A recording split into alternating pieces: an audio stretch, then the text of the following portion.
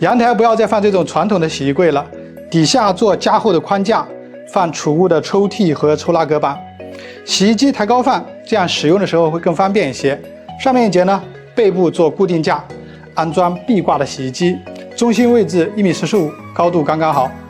顶部的柜子做收纳，中间要安装抽拉的晾衣架，抽出来就可以晾衣服，收起来的时候晾些内衣、袜子也没有问题，不会占用阳台的空间。